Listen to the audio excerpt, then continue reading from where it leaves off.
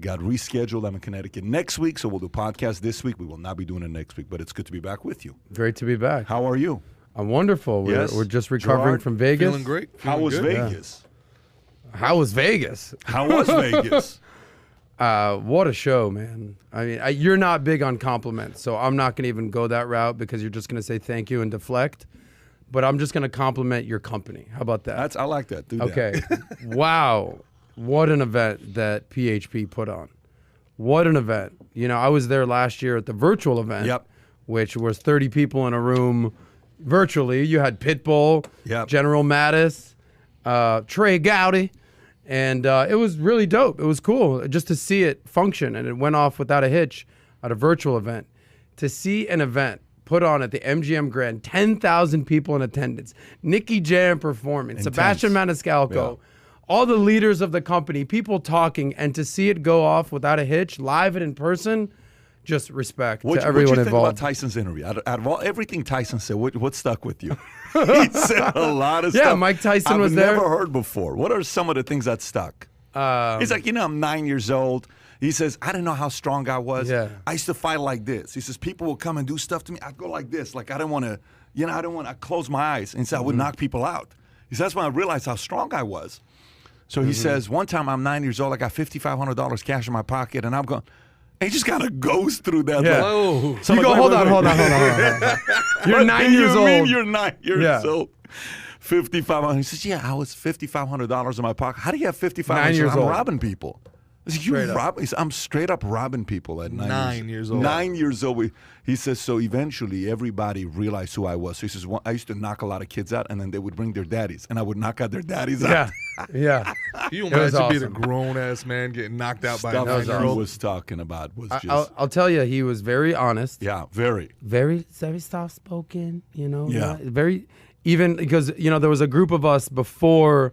He was pretty happy though before when we got there, like in the room. Yeah, he smelled like he was, maybe had smoked something. Oh, or yeah, something well, before he he has died. Tyson. Yeah. I He was has not Tyson surprised. Farms He- now, yeah. he- It smelled like he just came out of his podcast. Hot box, right, Yeah, exactly. It smelled like he just came out of his Yeah. hot box. Within 5 minutes, I was with him. I was having chips No, and Doritos. I'm like, hey, can we? I told Caroline, we need some chips. We need some. Hey, man. But even like when we were taking pictures, there was a few of us that met him Yeah. before and took some pictures with them, and he was very gracious and shook our hands. And I even said, hey, Mike, like, why don't we stand like this? Hey, man, just peace. I'm not trying to fight you, man. Right. Did you shake his hands? Oh, yeah, he's got massive hands. His hands, He's- those hands felt like this made sense. Yeah. Like Cement this, mixers. This makes sense why this knocked so many people out. In the last few months, Yeah. because of you, Yeah. we've had the pleasure of meeting some of the biggest, strongest athletes I've ever seen in my life. Mike Tyson, Yeah. Adam, Bo it's not Jackson, necessary. Gerard, Bo Jackson, who Sorry, that Bo guy's Jackson. hands were ridiculous.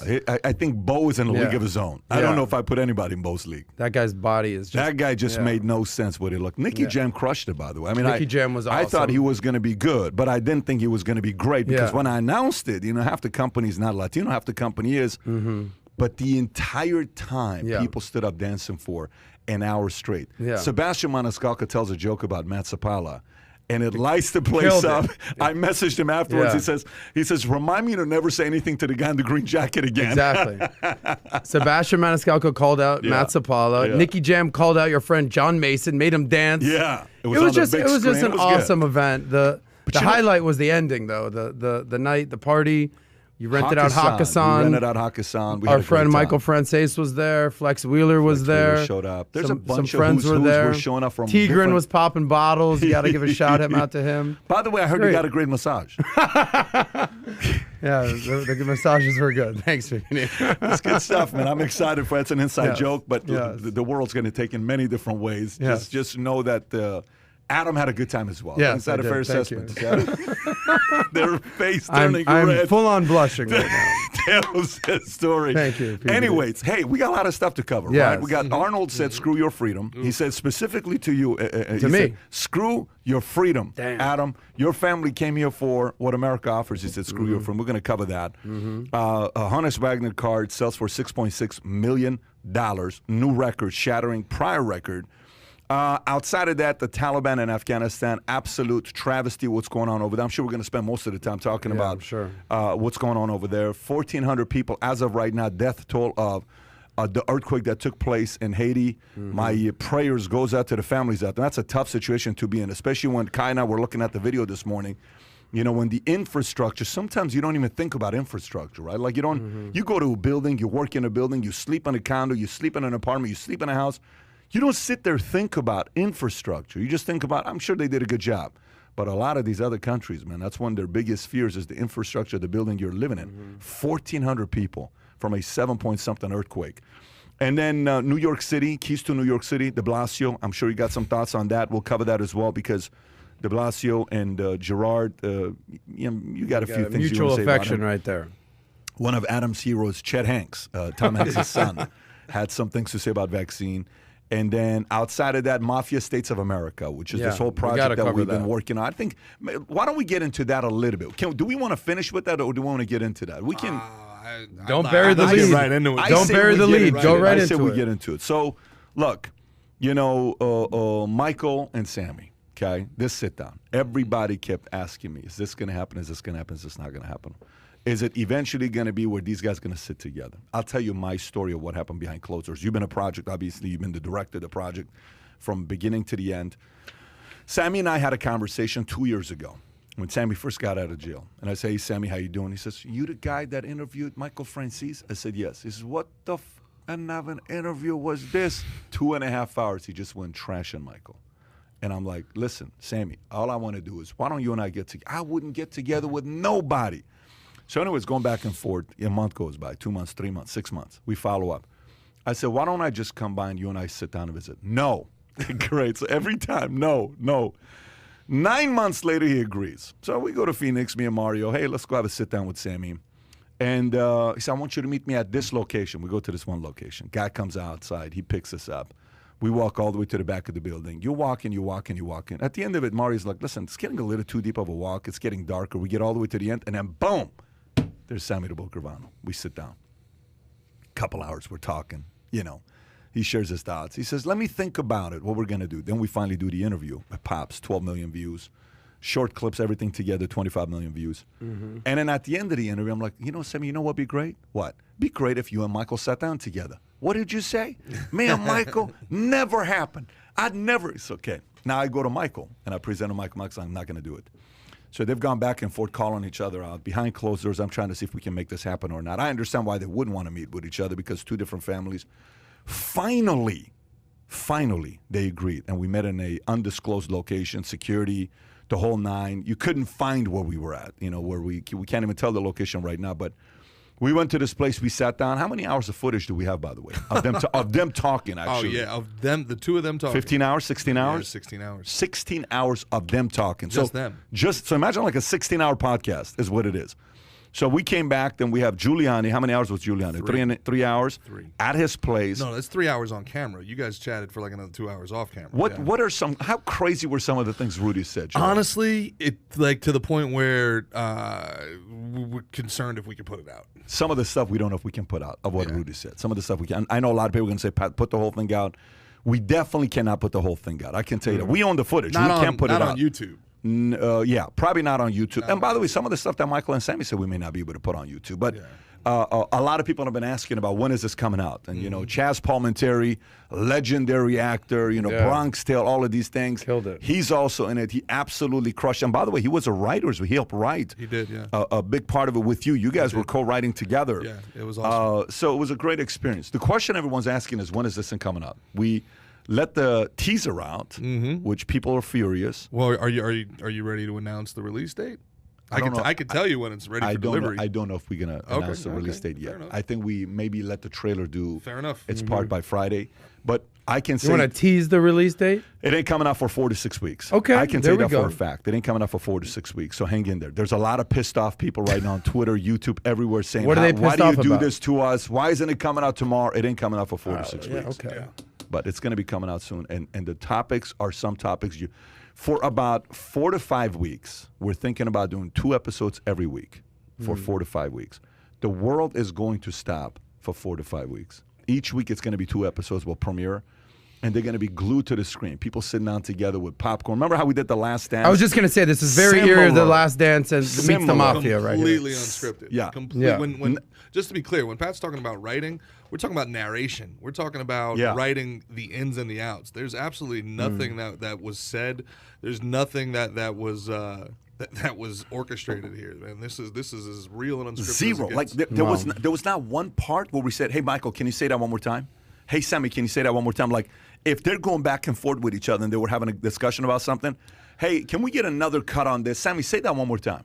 None of that. When's the last time they even sat in a room together? Well, can I tell a story about what almost happened, or do you want to save it for behind the scenes? Which part? Which story?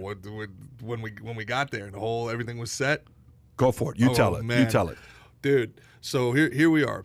We've flown a 30-person crew halfway around the world. All right, and Pat's got $100,000 worth of gear and an entire crew set. We got there 4 hours early. We took this castle and we turned it into a set, and then we're waiting on set, waiting for talent, and they were still negotiating whether or not they were going to do this past call time. They were supposed to be on set in a separate room, 9 a.m. The two of them are with talking. Michael's team and Sammy's team and me and Mario. You're a business guy, so you like this stuff. My balls would have been in my throat. I got $200,000 worth of loss sitting 50 yards away. It's not done, by the way, dude. What did I tell you? Sure, I was like, "What are you doing? What are we doing here?" I was like, "What? Did you not have a contract? What the hell are we doing here, man? Like, did you just jump out of an airplane and hope somebody threw down a parachute? Like, what the hell happened here?" But crazy. Yeah. And by the way, this entire time I'm talking to Rudy Giuliani. We're going back and forth. Rudy's pissed off. We're trying to make it work with Rudy. He was supposed to fly. Yeah, I mean, we'll talk about that later, but that's a completely different thing. And Rudy's the guy who brought down the mob, right? That's the reason that you wanted to have his insight. Rudy has to be a part of this. So Rudy. Yeah, you have to realize, man, outside of everything that people say with Rudy and Trump, prior to Rudy and Trump, Rudy was like the alpha man, a top 10 alpha man of America, mayor of New York, G-Man award, whatever. Say what you want about Rudy. The man saved New York City. I lived through it. The man saved New York City. Well, he was a hero in the 90s. 4,000 people got arrested. 4,000 arrests. How many people over 100 years? 8 got over 100 years. Some ridiculous number, like what this guy did. Yeah. But back to my original question: when's the last time Sammy and Michael actually sat down and spoke? But here's what you have to realize: never. They've never spoken. The last time made men sat down face to face to do something like this. You know when's the last time that happened? No. It's called never. Wow. This has never happened. And if it's happened, it's behind closed doors. Never with cameras. It's the first time ever. Yeah. And by the way, you have to realize, there's a group of people that are saying Sammy's going to win the sit-down. And there's a group of people that are leaning towards frenzies. Matter of fact, we have a website, Mafia States of America, a lot of unique merches coming out. A lot of people are asking about autographs. We're going to be doing this poster, Mafia States of America, signed by Michael, Sammy, limited edition. It's probably going to be only the first 100 or maybe the first 500 that we'll do. That comes out where you're going to be able to put that on the wall. There are some that are saying Michael's going to win the sit-down. There are some that are saying Sammy's going to win the sit-down. And matter of fact, if Michael or Sammy I got to make this call to them as well. We may bring them on the podcast pre-release. Individual, we got to do it individually, obviously. We may bring Michael, and we'll have him 1 week. We may bring Sammy the next week on a podcast like this. Wow. To discuss their experience before this going live. That'd be awesome. That'd be sick if we do that. They're pretty heated up, man. they were make a note of that. Make a note of that for me to make the phone call afterwards. But what was nuts was like the history, more than like the history of America. More than anything else, like you don't even have to be a mob fan. You don't need to have to be like a mafia. That was going to be my question, actually. Is how does this the normal person? The stuff that they talked about Hoffa, about Kennedy, the stuff that they talked about. I mean, I don't know how deep you want me to go into it, but like the Joe Bonanno book, like this, dude. It would, like as a history buff, as a political aficionado, man. Mario Cuomo came up. Mario Cuomo came up by both Giuliani and Frenzies and Gravano. Well, he's the Italian governor of New York. Yeah, I mean, but apparently what everybody said, the affiliation with the mob. So Mario was apparently connected. Giuliani said, I won't release, I'll let them tell the story and what it was. But it was very interesting on the angle they took and how they felt about Andrew, how they felt about Mario Cuomo, what role he played in the streets of New York, the level of respect. Very, very unique angle that they took. And then there was a couple parts where, They talk about how all the industries that were part of that was illegal, now they're multi-billion-dollar industries. You have to hear how they explain it, like how they trained the U.S. government to do it. Like they trained essentially. Their strategies and tactics are being used today by the U.S. government and are being used today by Fortune 500 companies. That's why it's called Mafia States of America, right? The whole idea is we trained the Mafia United States. They were a part of it. Like even think about Bank of America. You know Bank of America used to be Bank of Italy. No. If you go look up, did you know this or no? Hey, Kai, can somebody come up here, jump on Wikipedia real quick? Type in Wikipedia, Bank of America. Kai stepped out. If you can come up here, Bank of America, before Bank of America became Bank of America, was Bank of Italy. You have no idea. No. Type in Bank of America. Hey, there's David. Type in Bank of America, David. By the way, David, how you doing? Doing well. Doing good? All right, good. He's been waiting for this moment for weeks. No, man. David's ever since. Okay, go Wikipedia. Go Wikipedia. Go down to Wikipedia. Try to find Bank of America. Go lower. Wiki. Okay, good. Type in the Control F Italy. Okay, there you go. Right there. Right there. It shows right there. One branch of its history stretches back to Bank of Italy, founded by Bank of Italy, from Bank of America, October 17, 1904. Bank of Italy founded the Bank of Italy in San Francisco in 1909. Bank of America.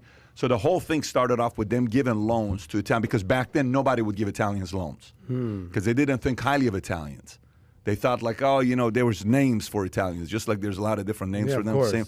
So they started off supporting them, and in Bank of Italy. This is early 1900s. Early 1900s. Late 1800s, yeah. The monstrosity that it is today. Wow. So the power and the influence of the Italian community and the Italian mob is very much deep-rooted in the history of America the last 100 years. I mean, really. So, you know, when this thing comes out, everybody's right now talking about, you know, the biggest conversation is, will Michael's approach win or will Sammy's approach win? And there's a Team Franzese, there's a Team Gravano. Two heavyweights. Two heavyweights. And what families are they with? Colombo and Gambino. Yeah. Who's Colombo? Franzese. Okay, Yeah. And by the way, Sammy was with, he was with Gambino. He was with another family. Colombo wanted him, yeah. And they kind of made the trade, you know, and they said, hey, you ain't going to be able to work out over here. And they went to the Gambino family, and then obviously he became the underboss for John Gotti. So, can I ask you it's kind of a weird question, but it's in the light of The Last Dance, right? So, you know, like I've seen Goodfellas, I've seen Casino. I've got, who doesn't love these kind of movies, right? Obviously by the way, kudos to you, by the way. I mean, if you guys understood what Gerard was doing, these guys sleeping on couches over here just to get this job done. A whole team. It's really impressive. No, it's really impressive. Awesome. But for sort of the layman, you know, in The Last Dance mold, is there a Michael Jordan of the Mafia? Who would Sammy be? Who would Frances be? That question was asked. I'm opening up a can of worms here. I get it. Who are these characters in the, you know, if to use the NBA analogy, would you do something like that? Listen, I'll let them answer it because they actually addressed that question where, you know, where Michael said, who was the greatest? The GOAT. Because LeBron came up and Jordan came up, then like, who's the greatest gangster of all time? And they were kind of going back and forth saying who it was, who it wasn't. I'll give you one interesting one. Yeah. Rudy doesn't think it was an Italian. Rudy thinks it was a Jewish guy. Greatest gangster. Which you know where that goes, by the way. That only goes one side on where this thing goes to. Meyer Lansky? Where's this going? I mean, Meyer was Meyer.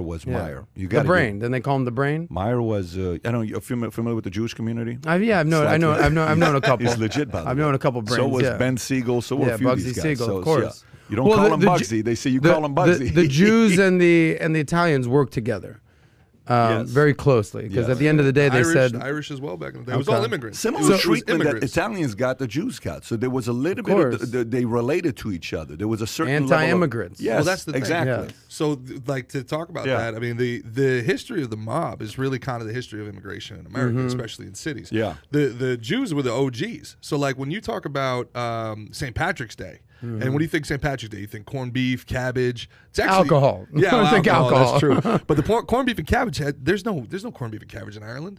That was something that the Jewish, I guess, settlers, well, however you call them, the original Jewish immigrants in New York City, they taught the Irish immigrants. There was no refrigeration. They taught them how to salt their meat. They taught them how to boil the cabbage. So the corned beef and cabbage is an Irish immigrant remembrance from when they came over here and they were second class, third class citizens. You can look at, I mean, if people want to really go deep into the history of, like, I'm Irish, so obviously this matters to me, but if people want to go deep into the history, you can look and it says no colored, no Irish applied. They were actually called Irish N-words. If you Google it, you know, there's a whole Harper's Bazaar where they were thought of as, you know, the northern black. So and by the way, here's the other part about this. That's a interesting point you're making. The one interesting part about this whole thing that's going on with Sammy and Michael is there's a big community that doesn't want to see this go live. Oh, I'm sure there's people that do not want this to happen. I mean, right? the emails and the calls we're getting, there's a big community that's not happy about this. The DMs privately coming to us. There is a massive community that does not want to see this thing take place. Well, a massive Would community. you share who this community Well, is? I can't do. Of course, The I cannot. types of people. I can't even tell you, like, Wow. you know. But it's connected to that life. But there's a big community that doesn't want to see this become live because, hey, you're telling a story, two men who have experience in this, and Michael's dad wasn't just any man. He was Sonny Franzese, 55 years time in prison, one of the most feared men in the streets of New York, in the streets of America. He claims to have been with everybody. And this is not a guy that brags about it. One day I was in New York driving him around. We spent a whole day together. I was trying to get him to do an interview. Wouldn't open up nothing. That guy wouldn't say anything. That's Michael. That's who trained Michael. So think about who trained Michael is Sonny. Sonny comes from the era of Lucky, Meyer, Costello. 104 years old means you were 20 years old in 1940. Yeah, that's not. So just think about that. You're 20 years old in the 30s. Hold on, how old is he? He died at 104 years old, 103 years old. So How that long means ago? He died a year and a half ago. Wow. So he took everything to the grave. He took everything to the grave, wouldn't say anything. I drove him. I said, hey, tell me about Meyer Lansky. Is it true he was a billionaire? He was the richest man? He says, Meyer was a great man. I said, how about Lucky? How about Ben Siegel? He said, how about Bugsy? What do you think? I said, don't call him Bugsy. You can't call him Bugsy. You cannot call him Bugsy. His name is Ben. You call him Ben Siegel. I said, how about Ben Siegel? He says, Ben Siegel, one of the best men I ever did business with. I said, are you kidding me? Sonny, the stories you read about Ben Siegel, what he did, great man. I said, Sonny, how about your story? A lot of people say you took a lot of people out. They say you were one of the most feared men in the streets. I was innocent. You know, it's just like going. So, and then on Sammy's side, Sammy's bringing history. Sammy's still loyal to the life. He still is a gangster. Like Sammy's still today, he may be free, but Sammy is not Michael, who was a changed man. So there is two different worlds colliding. And there's communities on both sides that don't want the sit-down to take place. Well, I would tell you that you know one of my concerns going into it was I kind of grew up in that environment, and my father hated the mob. My God, and he hated them. He thought these guys were bullies and all this other stuff. And I was just, look, this to me is interesting. These are very, very interesting guys. This is we have to document. This isn't a part of American history. It's going away. Yep. We have to document this, right? This is something that these are stories that need to be told. This is part of the fabric of our society. This is something that made us who we are. But I didn't want to glorify the crime. I didn't want to do this. You don't as romanticize. First Yeah, of all, I didn't want to do this. Rudy does not. Well, this is what I was going to say. Yeah. The thing probably you did better than anything else in producing this and hosting it. You pressed these guys. This was not a puff piece by any chance. You pressed these dudes on every step of the way. You know, like, you know, every kind of excuse they gave you, you pressed back, you pushed back. Why didn't you just go legit? Obviously, this model works. You should have went legit. This is a different kind of an interview. It's a very technical interview because you would ask a question, we would go a little deeper, and then they went. And they went. Which is awesome. And you know, we're sitting on extracting the best part to put it in the jars. On a great job putting that together. Anyways, I cannot wait for the world to see this when this premieres in the next 4, 6, 8 weeks. And by the way, people who are upset about it, listen, we can put it somewhere else and charge you $100 if you're upset about it. We can come out, or we can do it the right way. And by the way, because this is all going on YouTube. Here's a question for you. Do you think a Netflix, a Hulu, and Amazon wants the rights to this? 30 hours of footage? Are you kidding me? They'll cut a multi-million-dollar check easily. We don't need the money for this. This is something I want the world to see. I want the world to see this. So it's going to be interesting to see what happens with this. We're going to own the rights to this for as long as, you know, Valuetainment can hold the rights to this. I mean, this is going to be the first biggest project where we put a good amount of money into it. $500,000 at this point. into to make this happen. This I'm is the excited biggest to release project it. in Valuetainment history. It's in the history ever. It's not even But close. this is creating history. I mean, it's nuts. And that the production value. Look, we're working hard on it, man, but I think the people are gonna love it. I really do. I think people are gonna go nuts for it. Last thing before we move on, I'm just talking about the teaser that went out. It was what, a minute long? How long was it? 50 seconds, 47 seconds. Yeah. Awesome, captivating. Chaz comes in. This is a true story. This isn't amazing, right? You're captivated, and like the line that the first line you really hear Sammy say to Michael. And this is what I want you guys to explain is like, what happened to Omerta? And you fucking did this and da-da-da. And like, and you said Sammy's still in that life. Just explain that, the Omerta and the whole thing with Sammy's and Sonny not speaking. But you got to realize, Sammy's still a gangster. Sammy is still and Sammy called Michael out hardcore. I mean, Sammy called Michael out. It was a direct call out, and Michael didn't back down. And they went head to head. Like, there's certain areas, like you'll see Michael, you're like, well, Michael, just kind of is probably going to be passive in that area. Michael pushed back. And there are certain areas where Sammy is just brutal. Zero filters. Again, for the people that have followed these stories, they're going to be glued to the screen. And it's very technical because in the world of the mob, it is a very technical conversation, yet at the same time, they're both good storytellers. So you're hearing it from, two men who have been able to sit down with some of the most powerful people in the mob last however many years. Yeah. It's going to be... And Pat, how many hours have you spent sitting down with the mob? I mean, at this point... You got to be some sort of made man. I'm somewhat qualified. Exactly. That's what I was just gonna say. Well, look, I don't want to sound like a salesman here, but you do have to go to Mafia States of America because you're talking about Omerta. There's going to be so many esoteric terms. That's also been an interesting part of this. Is like these terms are terms I grew up with. I just assumed everybody knew them. No. And then our production assistants. Like I'm talking with like one of our production assistants is like a 21-year-old Latina girl from Miami, and she's like she thought Benson Hurst was a guy. She had no idea that was. She had no idea it was. You got to get out of your liberal East Coast bubble, Gerard. She was like, I'm having her batch B-roll, and she's like, for the life of me, I can't find a picture of this Benson Hurst. I was like, Benson Hurst, Brooklyn, the part of Brooklyn. Yeah. Are you serious? So like we're gonna have a glossary of terms to get brushed up on, so you know what Omerta is, you know what these places are. We may even afterwards do behind the scenes because I think if people would want to see some of the stuff that we did behind the scenes. If we can get a behind the scenes put together, people got to see how this was behind closed doors because all the other stuff is great. It was intense. Yeah, it was intense. Anyway, so again, stay tuned. Well, congratulations, guys. This was awesome. This looks amazing. 6, 8 weeks, maybe 10. We're trying to get it closer to 6. Stay tuned. And by the way, here's what we may do. Here's what we may do.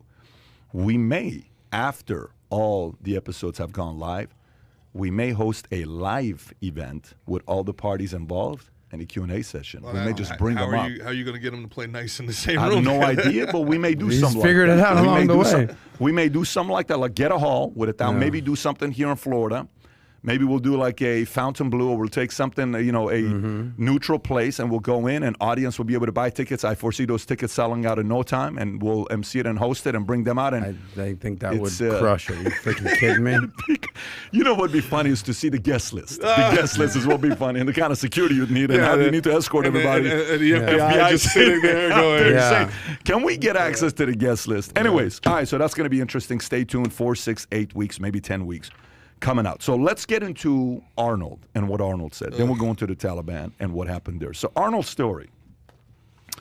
He goes out there and he says a few different things. This is a Hollywood Reporter story. By the way, Kai, can we put up the video or no? Is that something that we can put up? I'd say no. You say no? Yeah. Okay. Well, Arnold, in an interview, goes out there and tells in the interview, screw your freedom. This is a Hollywood Reporter story. He gave his fellow Americans a blunt message this week. Screw your freedom. The former governor of California, an actor, was adamant about his stance on COVID-19 safety precautions. Says there's a virus here. It kills people.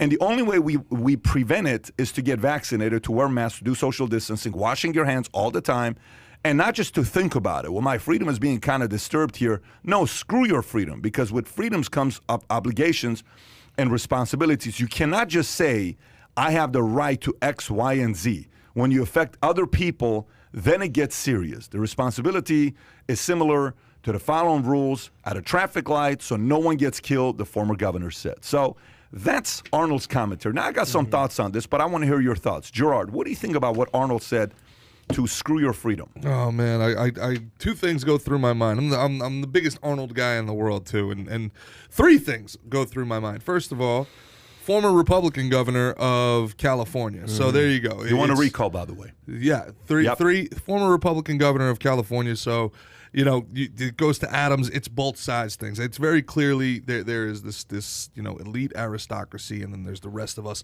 unsophisticated plebeians who we have to get herded into these cattle cars. We've got to get this shot, but they can have their 700-person parties in Martha's Vineyard with no masks because they earn the freedom. They're sophisticated. Well, they're probably all vaccinated. Yeah, because that worked out for them. 75 of them are sick now. But anyway, the point I'm trying to make here is, man, it's the Christopher Nolan line in The Dark Knight. You either die the hero or you live long enough to see yourself become the villain. How can this guy who grew up in the shadow of totalitarian Europe, right? He grew up after Nazi Germany and with the USSR, the Steel Curtain, literally above him.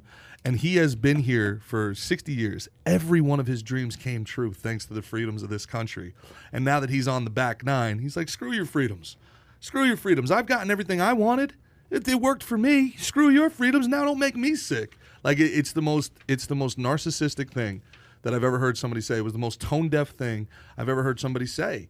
And this is not a dumb guy. He's an incredibly intelligent man. He's not a dumb guy. Not at all. And I'm wondering if somebody got to him. I'm wondering if there's what's going on behind the scenes where Bill Burr has a whole bit on him being a great man. It's one of the funniest comedy bits of all time. It's hilarious. If you've never heard it, of course I've heard it multiple times. Well, look, I'd love to hear Bill Burr's commentary on this because you know what? I don't know, Bill. This is one of the things that you could actually do to make you no longer a great man. Adam, what do you think? Yeah, well, I mean, you grew up. You said you're a hero of Arnold. You literally wanted to be Arnold. Growing up, so I was never like a big Arnold guy. Obviously, I watched Total Recall and Terminator. I was like, but I never looked up to Arnold. Being from Florida, I was never. You're from California. He was your governor for however many years. How long was he the governor when you were living there? 8 years? 8 years, yeah. So he's a recall governor, but I've never Total Recall. Yeah. I've never had this fascination with Arnold. I guess my question is, does he have a point at all? Clearly, his past history, coming from Austria or whatever, the Iron Curtain, and now living the most amazing life ever, United States. Obviously, his perspective has changed significantly in the last 50 years. I guess my question is, does he have a point? And if he does, do you look at him any differently, Pat? Yeah, so a couple different things for me here. When I think about, like, in the world of bodybuilding, Arnold's a hero. Aaron Singerman, the founder and CEO of Redcon, who gave $500,000 to the Trump Obama interview, he made a video yesterday. Very respectful, very fair, but he called him out. He said, we're no longer doing a sponsorship with Arnold Classic anymore, and he cut out hundreds of thousands of dollars he does every year at the Arnold Classic. This is not a regular small company. It's a pretty big supplement company. And he says, I'm sorry, I don't support. He says, you have the right to say that, but I have the right to not sponsor you. I'm not doing it this year. He pulled out, right? Redcon. And he's got Kai Green, all these other guys. And Kai Green's an Arnold Classic guy, so it's all this stuff that's taking place. Here's how I see this with Arnold. I have a very big challenge with what he said. His poster's been on my walls in my Army barracks, all over the place. Okay, I had his poster everywhere. I have his poster that I had in the Army. Till today, it's in my stash. I've kept it, right? Because it was like something you got to keep from 1998, 1999 when I was at the 101st Airborne Division. I bought every magazine. Every year, Muscle Mag or Flex would do a special on Arnold. I'd buy all of them. They'd have a poster in the middle of it. I've read Total Recall. We made Total Recall book of the month to read in the entire company. We ordered 6,000 copies of his book. We had everyone read an 800-page book. I don't know if you've read it or not, where he goes through explaining the whole story, how the building he bought in Palmdale, or how he decided to get into real estate. The stories of Joe Weider. He thought it was such a big headquarters until he comes in town. He knows his Joe Weider's office was like a small shack. It's like, wow, Joe was really able to sell this thing. His friendship with Franco Colombo, his experience with his dad when he's about to go compete for Mr. Universe, and all of a sudden his father passes away and he has to choose whether he goes to pursue Mr. Universe or he goes back to the funeral. He chooses to go to a bodybuilding competition, then comes up, hey, you will never be an actor. You sound weird. You don't sound right. And he says, no, I'm going to do it. Then he goes and marries a Kennedy. Then he goes out there, becomes a governor. He goes out there and becomes the highest paid actor. At one point, he was making $20 a movie. He was the highest paid actor before there was a Rock. 90s, exactly. Before there was a Rock, it was Arnold. Like, everybody followed this guy's playbook. But here's a challenge. Here's a challenge on what happens. When you start making money and you have fame, and I think this is what's going on with them, there's a few things that happens to you at this phase of your life, okay? Your worries change. Your worries change from, man, am I free to go out there and have my dreams become a reality? All of those checks have been done already. Check mark, check mark, check mark. Now it's about, am I going to get a Nobel? Am I going to get another prize? Am I going to be invited to the Obama birthday party? Am I going to get on the good list of this? Am I going to get on the good list of that? Because at this point, what else do you have? Legacy. What else do you have? No, it's more, it's not even the legacy part, because saying screw your freedom, what the hell do you mean screw your freedom, bro? What are you talking about, screw your freedom? Okay, so screw your freedom. William Bonac is from Ghana. Okay, William Bonac won 2018 Arnold Classic. Okay, your competitors, Rowley. You got Joshua is from Australia. Joshua Lenartowicz. We know what's going on in Australia right now. They filled up a stadium, 25,000 kids, come and get your vaccination. Oh, guess who's not invited? Who? Your parents are not invited. Concentration camp, they got 3 people die from COVID. They're doing what they're doing. Do they have freedoms? Is that the right way of approaching things? How about Hadi Chopin? Hadi Chopin, who is an Iranian bodybuilder. Go explain to him screw your freedom. Go explain to him what's going on in Iran right now with screw your freedom. What the hell do you mean screw your freedom? Because somebody doesn't want to wear a mask, because somebody doesn't want to get a vaccine. So let me get this straight. If somebody doesn't want to take the vaccine or put on a mask, that person is somebody that you say screw your freedom. I have a very hard time with that. I think it's out of touch. I think he is trying to please an audience. I don't know why. I think standing up, he was very brave to stand up against Trump and make those videos and say all the stuff that he said. But nowadays, he's just trying to, win the wrong audience. And I don't know what is going on through his mind when he does this. Nobody knows the whole story. So he was your hero. Have you lost respect for him? Where's he at on your mantle right now? Yeah, you know what it is? To me, it's when you forget. Like, listen, when a person. Okay, so for example, I have, we just had a convention last week, right, in Las Vegas. One of the things I remind my guys the following. I said, listen, I don't care if you make $500,000 a year, $1 million a year, $10 million a year, $20 million a year. The day you can no longer relate to the $15 an hour person, you lose the game. The movie Gladiator, where where Gladius Maximus is asking his owner, he says, I want to earn my freedom. What did he say? Win the crowd, win what? Win the hearts, win the crowd, win your freedom, right? Okay, great. Arnold, you won the crowd. You won your freedom. Did you forget? Did you forget what a totalitarian regime did to you? Did you forget what it was like being where you were at? Where you have no say? You can't say anything like that the way you just did right now. You can't get on a video and say certain things in certain countries. You know what's going on in Afghanistan, how scared people are? Go explain to those guys, screw your freedom. Yeah, the guys go tell it to them. Bare hands go tell the women in Afghanistan, hey, sorry, you can't go to school anymore. Your dream was to be a journalist. One girl they're interviewing, she's speaking eloquently in English, better than I speak in English. And she says, one of my dreams is, I told my journalist boss that I work for, I said, one day I want to own that chair. I want to be sitting in your chair because I want to be like you, a boss. A woman saying that in Afghanistan. Guess what? She could do that last week. It's over. She can no longer do that. Kids are going through what they're going through right now. Girls are afraid. A guy's being interviewed. He says, I am afraid for my life. Me and my sister are living together. My dad, they got killed. My mom got killed. Yeah. I'm by myself. He's shivering, shivering while they're screaming in the back, death upon America. Yeah, screw your freedom, Arnold. What the hell happened with perspective? What happened with perspective? Are you just trying to get aligned with your best friend, Tom Hanks, and some of these other guys? I'm sorry. This is what bothers me the most. Look, we're friends. Yes? Okay, we can hang out and have a conversation together, right? Dude, no matter how much I love you, I'm not going to compromise how much I respect capitalism. No matter how much I love you, you cannot change my mind on capitalism. Capitalism is capitalism. No matter I love my mother. She cannot change my thoughts on communism not being a good system. I love my mom. She's in the top 3 list of people, top 7 people. I got 4 kids now. Top 7, 8 people in my life. Even a woman I love cannot change my values on what I saw happen to her family, what happened to different countries, and what happened to us coming over here to America. I'm an Iranian guy. What the hell are we doing here? Because we escaped something. We escaped something. Go ahead and explain, screw your freedom. So for me, the moment you cross that line where you say something like that, just because you want a one-liner on CNN, a guy was messaging me saying the only reason he said that is because he is becoming irrelevant and he wants to kind of get some, what do you call it? Press and traction. I disagree with that. Arnold's never going to be irrelevant. Arnold's a governor. highest paid actors in the top list, married to Kennedy, 7-time Mr. Olympia. The guy's legacy is stacked. He's got a resume that's very few people in America have the guy's resume. Very, very few people. He has an opportunity today to actually unite America. A guy like Arnold could be a synergist, but he's becoming a guy that's dividing. A guy like Arnold could be one to say, look, I disagree that you don't want to take the vaccine.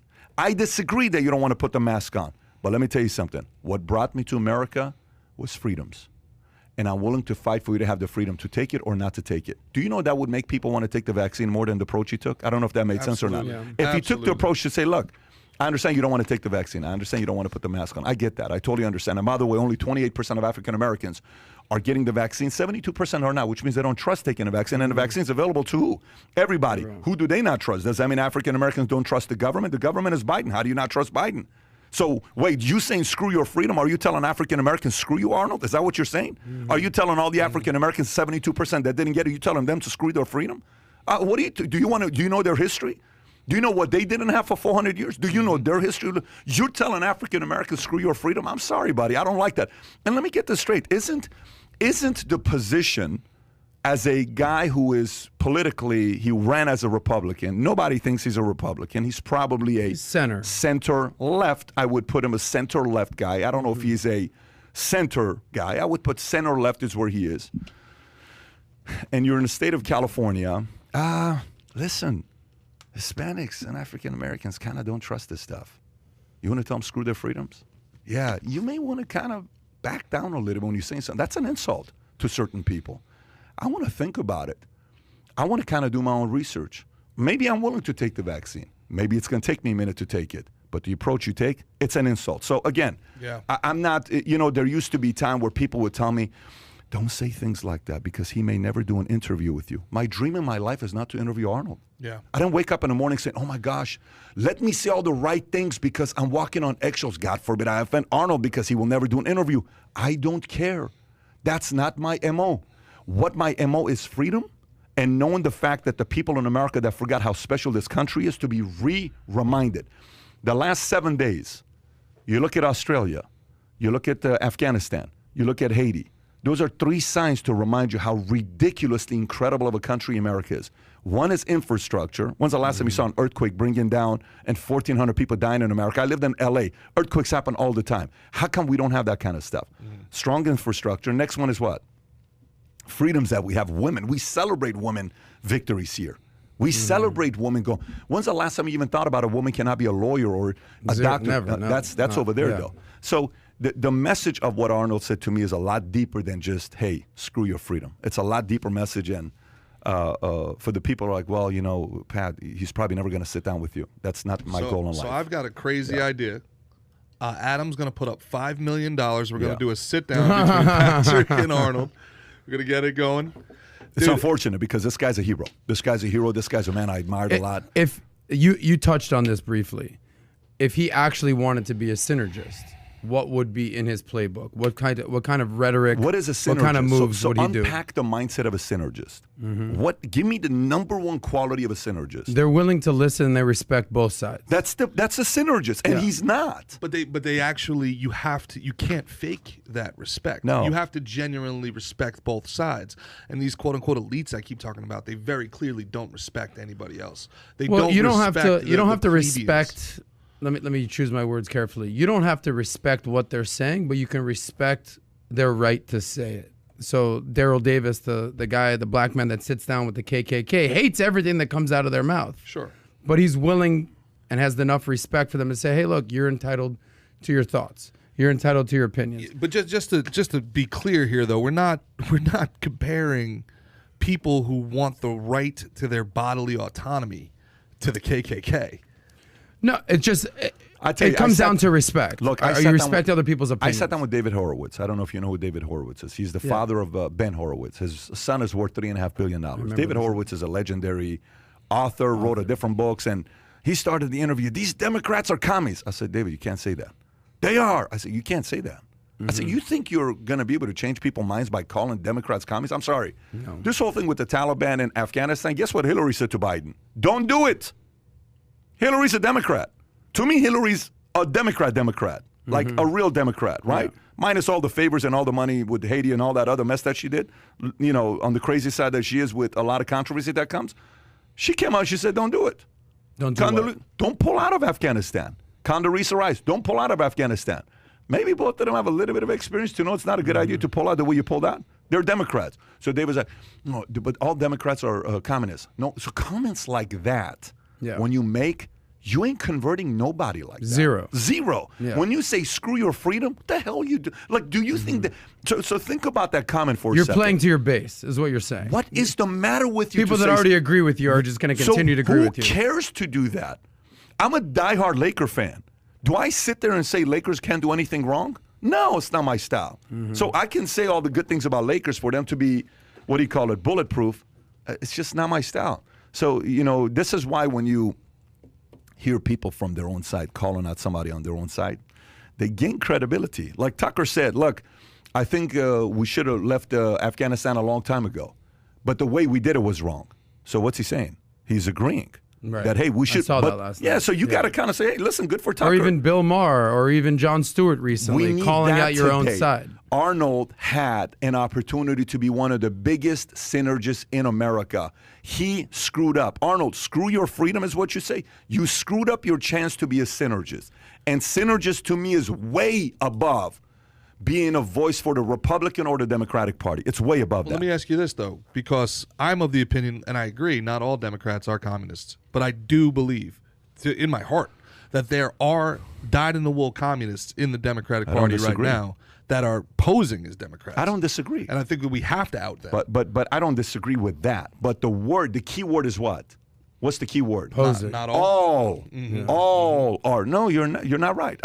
I run a company where we got, the other day we're at the Hakkasan. This girl comes up and says, Pat, you know I love you, but Adam's my favorite. You know I love you, but Adam's my favorite. You know what? Guess what? I love it. Because it's discussion, it's debate, it's discourse. Yeah. I'm comfortable with that. As long as we're having these real conversations together, guess what? More power to you. I like it. You do have a shocking amount of like socialists that follow you. Like not Democrats. Like you have a shocking amount. Because he interviews socialists. Shocking amount. I will interview communists, a socialist. I will interview just about anybody. Tell me, I'll sit down with them. I'm very comfortable with that because to me, I think a good debate is where people learn. And my goal is more to be a synergist in life than to be a, person that's used by a political party just because, hey, go up there and let's use this guy. Yeah, you can use me. I'm totally fine with that. I think man upstairs using certain people. But the message I'm going to say is a message that's going to be what I really believe in. Some of it you're going to like, some of it you're not going to like. I think that's really noble, but I feel like these guys use that kindness as a weakness. I feel like, especially in this moment, look, just call it what it is. We're living through a global communist revolution. We are living through China on the move. China overtaking us about it. Into becoming the world's There's no question leader. About China making that move. They're making the move, all right? And they're hiding their true intentions, and they've been doing this for a decade under the guise of other things. It's not communism, it's humanitarianism. It's not communism, it's the Green New Deal. It's not communism, it's Black Lives Matter. It's not communism, if your ideology is so noble, if your worldview is so good, why do you constantly have to hide your intentions?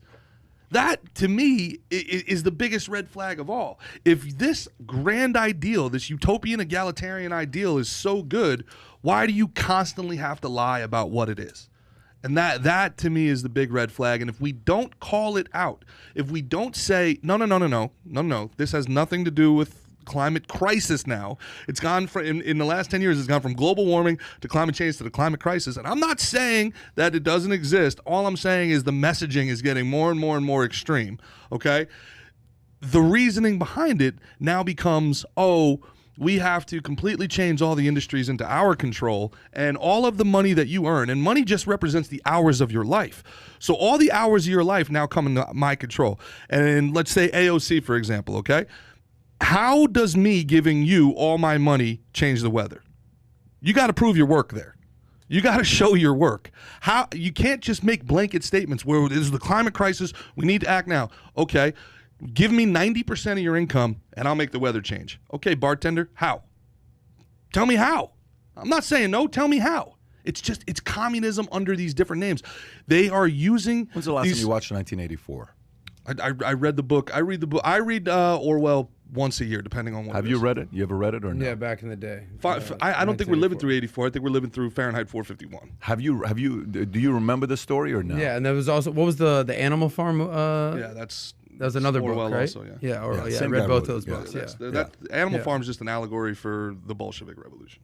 Yeah, it's the biggest thing is to not be naive about what is going on today, not to be naive. Like, for example, okay, so take what's going on right now with Afghanistan and what's going on with Taliban. Who's happy? That's what I want to know. China. Why? They can't stop winning. Afghanistan was never about Afghanistan. There's a whole can of worms. Let's go into that. Let's go into that. So let's go into the Afghanistan and Taliban, what took place. Right. Let me read the story and then we'll get into it. Obviously, at this point of the game, Kai, what story is it on? Is it on page 2? Page 2 or 3? Page 3. Bottom of 3. Okay.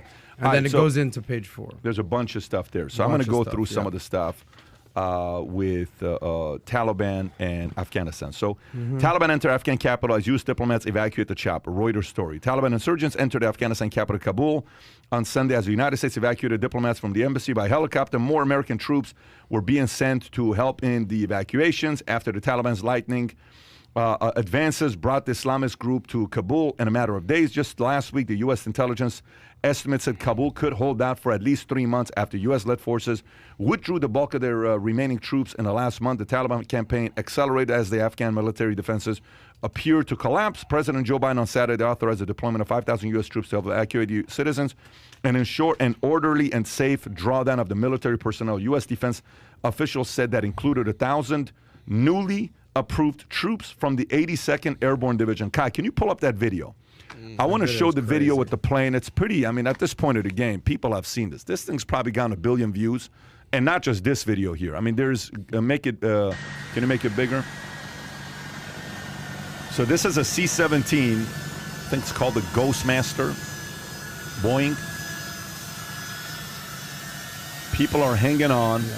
Those people shouldn't be on the runway, by the way. Because they want to leave. They don't want to stay. They're so scared. Now, give the other video of the plane taking off, Kai. Oh, that's tough. I don't know if, well, listen, this next part, either watch it or don't watch it, but watch it at your own discretion because do you have it or you don't have it, Kai? It's coming down.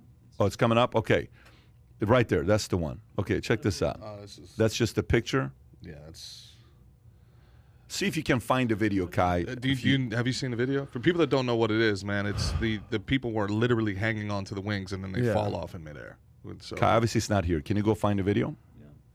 Yeah. And again, it needs to be said, there are not people clinging on to their fingernails into the wings of airplanes to escape capitalist America. There are not people floating on rafts made of trash to escape capitalist America.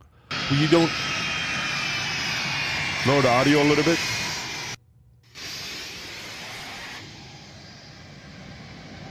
There's people on, by the way.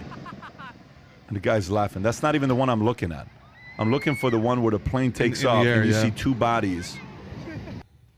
Yeah, that's the one. That's the one. Watch this. 7.6 million views. Look at that. Oh, that's a body. God. Oh, that's another body. That's 2 bodies. Pause it. That's a disturbing scene to see what's going on over there, right? So again, I got a bunch of notes here, but I'll go to you guys. Well, what are your thoughts when you see what's going on over there? And the decision, all of it. Yeah, I've actually taken some time to really do some research here and really just kind of formulate my thoughts, so I can kind of express this very clearly.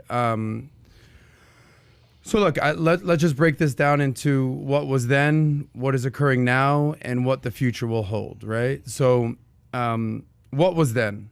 So we, first and foremost, before we even get into any of the politics or what's going on, just respect and appreciation for the American troops that have been over there for the last 20 years giving their life for this cause. I think you, as a former Army veteran, and we have Marines here, let's just start with that first and foremost, as well as the Afghani people that, there's translators and communicators and everyone that's been involved. 6,000 Americans have given their lives and over 100,000 Afghanis, 20 years, $2 trillion. That's what's been.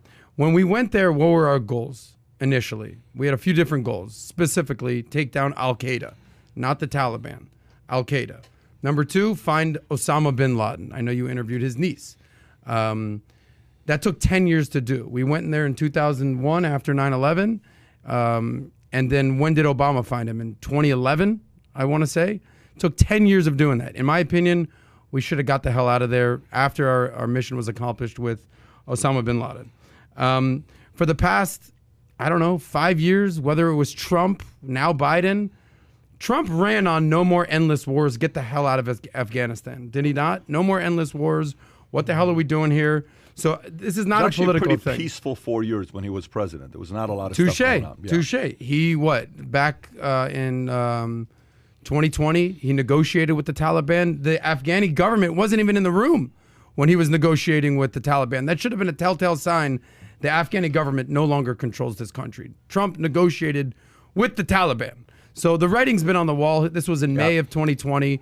They said September 11th of 2021, the 20-year anniversary of 9/11, we're all getting out of there. So Biden just basically followed through what Trump was doing. So that was then. The American people definitely do not have an appetite for this war anymore. Like, for the most part, the overall sentiment is let's get out of there. Now, talk about today. It's a freaking shit show. Nobody wants this type of exit strategy leaving Afghanistan. Nobody wants that. What's for sure, and we've seen this in Vietnam, we can go back in the day, Judah and the Maccabees, when Jewish people were fighting whoever was attacking Israel. Yeah. There's a big difference in willpower. So when you have the Taliban, they're not going anywhere. They're not stopping. They're not ceasing. We've been going after them for 20 years. It's like whack-a-mole. You're not stopping these people. And then the other side, you have the Afghan forces who are basically mercenaries getting paid. The money's dried up. They stopped fighting. Have they even fought? Do they even have the willpower or the appetite to fight anymore? Clearly not. President Ghani, Ashraf Ghani, he's left the country. He's nowhere to be found. They're gone. So the Taliban, I'm sure we're going to touch on how they've been making money, drugs and opium, and basically taxing people. They've controlled half the country for a while now. I do sympathize with the women, like what you talked about. The girl, what's the young girl's name who won the Nobel Peace Prize? Malala. She's come out there and she's definitely vocalized and emphasized the need for humanitarian and women and bringing maybe immigrants back to the United States. But Biden basically came out in his speech yesterday and he says, the buck stops with me. Whether you agree with him or not agree with him, I at least respect the fact that he's owning up to this. He's taking ownership. He's not saying anyone else. Yeah, he said we did not think it was going to escalate this fast, this quickly. It took 90 days. They expected 90 days. It happened in 10 days, which was faster than we took over the country in 2001. Let me put a bow on this whole thing, and that's what's going on now. Let's talk about the future. And you brought up China. This is a regional issue, okay? United States has been dabbling in this war. It's our longest war in American history for 20 years now. What have we accomplished, right? Like, we're not building democracies. We're not doing anything. We're not nation building at this point. This is a counterterrorism mission, right? So moving forward, what will our future look like? There's two countries at the center of all this, and there will be from backlash from there. The countries at the center of this are obviously Pakistan, who's been supporting Taliban not so secretly for 20 years. And then who's supporting Pakistan? China. China's right behind Pakistan, basically saying, we got your back. So the country that I think needs to step up in all this in the absence of the United States is India. They border China. They border China. They border Pakistan. They're right on the border of Afghanistan. And if they don't want this shit show to come into their country and have, the border of Pakistan and India has already been called the most dangerous border in the world. Yeah. So in my opinion, let's get to see what happens with that. There's disputed territories as well. Of course. But basically, in that region, obviously, you have Iran, you have Russia, and it's just, let's just see what happens there. And last but not least, let's see what happens here in the United States, because there's going to be political fallout from this. Does this help Biden? Does this hurt Biden in the midterms? Short term, let's focus on short term. This is not a good look. Long term, he's going to be the one to say, I got us out of Afghanistan. Obviously, he's thinking about that when the midterms come around or if he runs for re-election. So at the end of the day, does this situation make America look strong or weak? In my opinion, weak. And we'll see actually what happens long term. Gerard. All right. A lot to unpack there, but all right. The couple different things. All right. What we're seeing right now play out is kind of the end of imperialist foreign policy, right? It doesn't make any sense anymore to essentially colonize. It makes no sense. We have ICBM missiles. We have we have submarines. We've got satellites. We have global conflict technology where you don't need these proxy wars to set up pseudo borders and launch points, right? So Afghanistan was never about Afghanistan. Afghanistan was about a launch point to get into the East if there was ever a conflict, to get into Russia, to get into Pakistan, and then into North Korea and China, right? This actually goes back to Bush. Pre 9/11, he ran on this thing called the Roadmap to Peace. One of the things, with our propaganda system that goes back to the Bush, Cheney, Rumsfeld days, he was going to go into Iraq no matter what. He was going to finish the job that his dad didn't finish for this Roadmap to Peace. This is how he was going to solve the Israel. You're saying Bush Jr. Yes.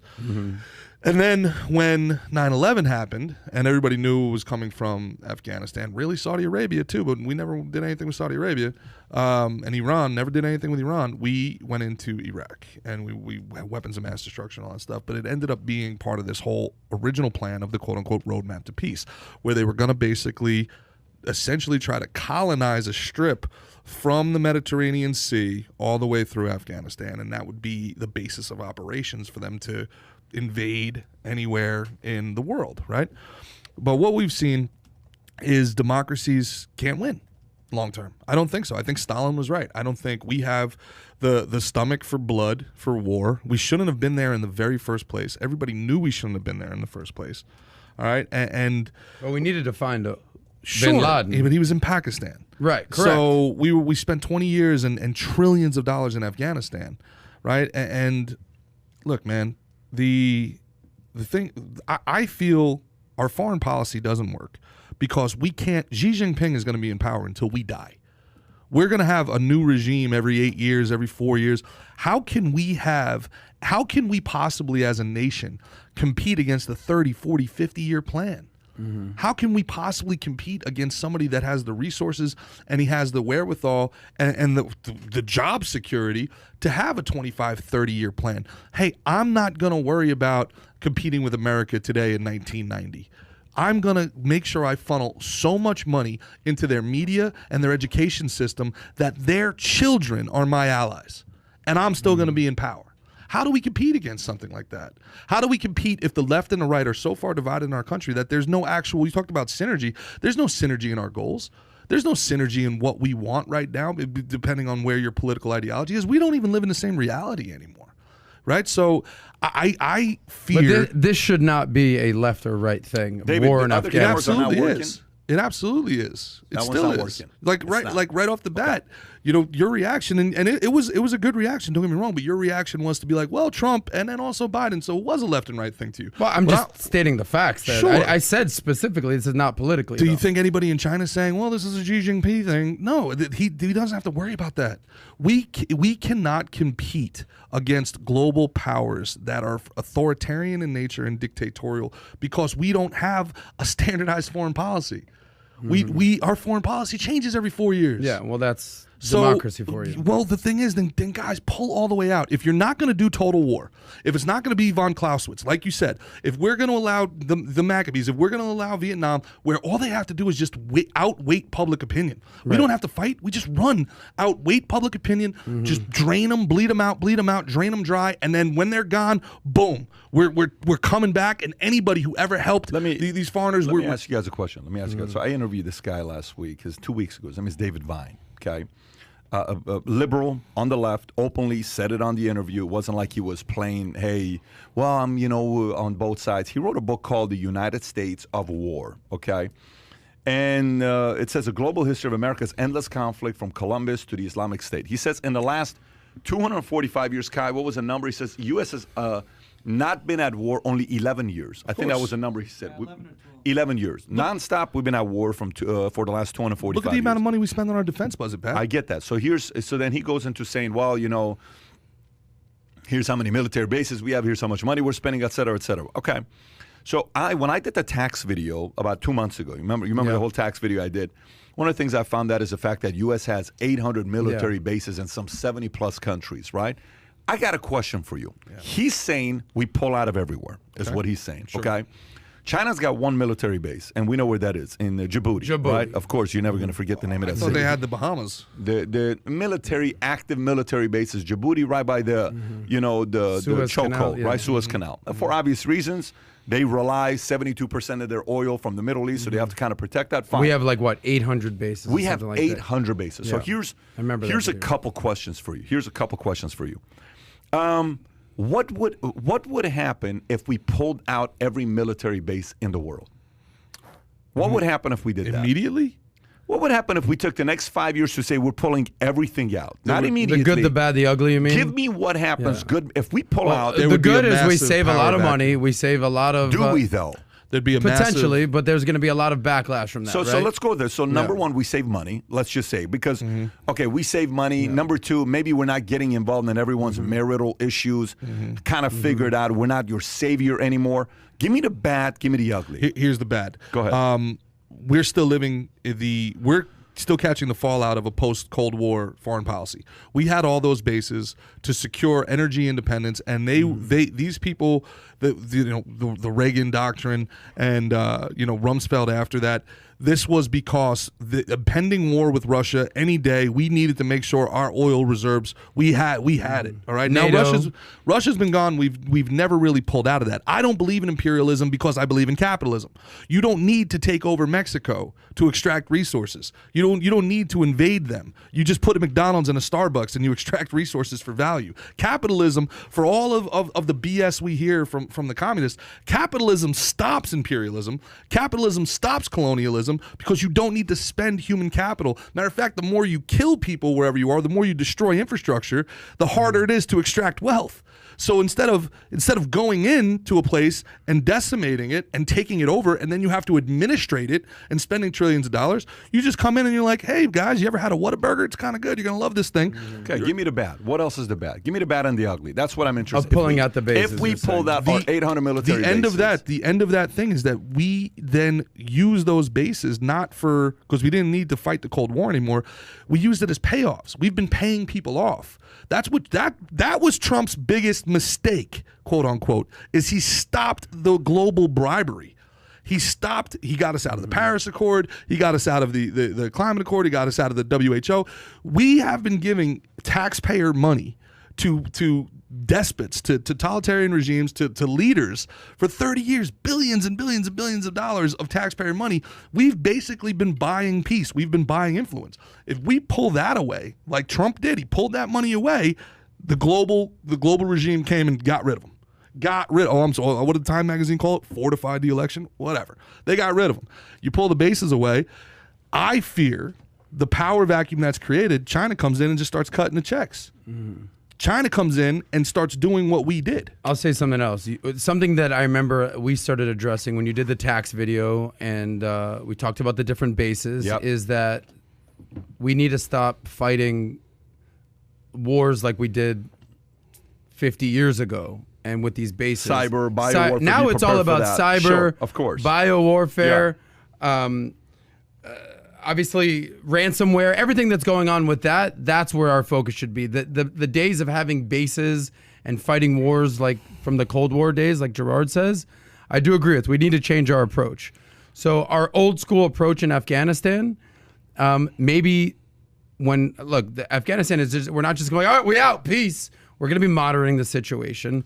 Maybe there's a way to, rather than troops on the ground, figure out cyber warfare against the Taliban. Figure out how to take their money. Figure out how to destroy their infrastructure, their web. Naive way of thinking. It's something needs to change. No. But let me explain to you what I mean by naive way of thinking. Okay, that works if both sides are willing to negotiate.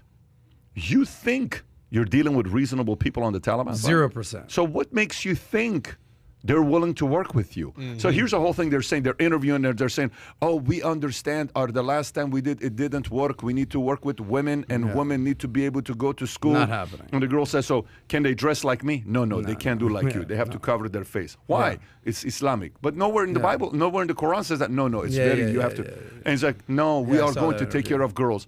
It's like, yeah, okay. So let's just say, so some people are like, wow, that's great. They're going to take care of girls and women and all this other stuff. Yeah. This reminds me of what it was like when we lived in Iran, okay? I'm an October 1878 baby. Shah was in power. Iran was doing good. Middle East was at peace. Iran got along with everybody. Iran got along with Israel. Iran got along with U.S. Iran had relationships with pretty much everybody around the world. Russia, U.S., Europe, UK, they were dealing. It's not the Iran that we know today. No, not at all. Have you seen The pictures? scorn of Have you seen society. pictures of it? By the way, Iranian women, if you go Iran, type in 70s, type in Iran in 70, Kai. Type in Iran in 60s and 70s. Like, people don't realize the mountains, skiing, Sinatra going there. Everybody would go to Iran to party. It was kind of like an older Iran version in of Dubai. 70s. Yeah? That's it. That's literally it. That's Iran. before the revolution. Yeah, Iran. Go to that website. There's a website that okay, right there. Click on that website. Right there. Go to that and go to the pictures. Okay, this is Iran pre-revolution. Go down so you can see the pictures, guy. If you go a little lower, they should pop up one by one. Okay, that's the women of Beautiful Iran. women. They cannot dress like that today. That's an Iranian woman. Look at that right there, showing cleavage. Try showing It cleavage. looks like the Iran hippies today. of the 70s. Well, but this was Iran. Looks like LA. Women had power. Women had. That's a Farrokhzadeh right there. That's a very legendary guy right there. So, by the way, close your eyes at him. That's Iran. we're Dylan talking would be about, doing Dylan this would be thing. fired up about all these pictures right now. That saddens me deeply, man. Moral of the story is this. Iran is doing great. And everybody, Khomeini started calling the Shah puppet of what? America. Puppet of America. And look, oh my gosh, what a great... That's Iran, by the way, skiing. Okay, Iran's mountain skiing is one of the best in the world, by the way. So people used to go there for vacation, right? And then fast forward to today. What's going on with Iran? Well, Jimmy Carter, similar situation as Biden. Well, let's not get involved. Kissinger, we're going to help you. Shah, don't worry about it. We're going to help you. Hey, I kind of need help. It's getting pretty crazy here. 9 million people revolted. We're sorry. We can't help you. How the hell do you go up against 9 million people? You can't. The same scene you saw with helicopters and planes landing. Type in Khomeini, Iran airport revolution. Type in Khomeini, Khomeini,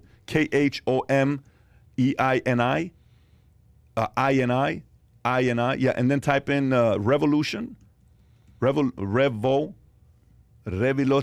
yeah, Iran airport. Okay, look at this airport. Tell me what this reminds you of. Go images. What does this remind you of? Okay, that's the airport, him landing, okay? They can't control any of it. He comes from Air France to Iran. It's absolute insanity. Biggest revolution in the history of world. 9 million Iranians revolted over tapes that Khomeini was sending from France to Iran. Why did the people of Iran want the change? Because Khomeini said the Shah's getting richer, Iran's getting richer, and that money should be yours. Kai, we can stop it. That money should be yours. If you vote me in, I'll give you a free place to live. There's a message of it you should listen to. Khomeini says, I'm going to give you free rice, free housing, free everything if you get me elected. We are rich enough to be able to do everything for you for free. Cheese in the tray. And how much of this was religion-based? It wasn't religion-based. It was all socioeconomic, political? It was socioeconomic. Let's turn against. This guy's becoming too rich. What happens? They come in. They take over. What happens to Iran? Shit show. Shit show. It's done. 500,000 people died in the 80s, war, Saddam Hussein, et cetera, et cetera. So here's the point I'm trying to make to you. So for me, when I'm talking to David Vine, I said, David, you seem like a sweetheart. I mean, I used to word against him because that's a qualified sweetheart. He says, we think we need to stop and we need to stop with war. And I said, so here's a question for you. I'm taking a completely different angle with it. I said, let me ask you a question. If you kill someone's father, how long does that boy think about the fact that you killed his father? I saw that Rest of his clip, by life. the way. He's never going to forget. Are you kidding? Like, what are you talking about? He's never You gonna killed my forget. father, you killed my grandmother, you killed my sister, you killed my brother. You killed my father, I'm coming bro. after you. That's it. It's over. Yeah. So now take that story times 50,000 people like that. Okay? Way more than that. Of course. I'm just giving you a small. Yeah. I'm talking rage at that level. So you say we're going to pull out because we are now going to be very peaceful type of a regime, and we're just going to change it up is what we're going to do. You know what that's kind of like? That's kind of like a football coach going from a defensive team to an offensive team, and you're just a defensive guy. You're changing your strategy middle of a game. You're going to win. You're a defensive team. Are you saying that you think there's going to be massive blowback from the Afghanis? Just wait. Oh, yeah. Just wait. Just wait. The same people that they let out of the whole human rights movement that Jimmy Carter was on, the same people that they let out from, what do you call it, the Iranian human rights of 3,000, that's what formatted. I interviewed the former Taliban that is now an MI6 guy. I interviewed him a month ago, 6 weeks ago. Kai, what was his name? Ayman. And you should see some of the stuff he's talking about. Ayman Dean, right? And you should see what he says about what took place. There's going to be such pushback with this because now here's what happens.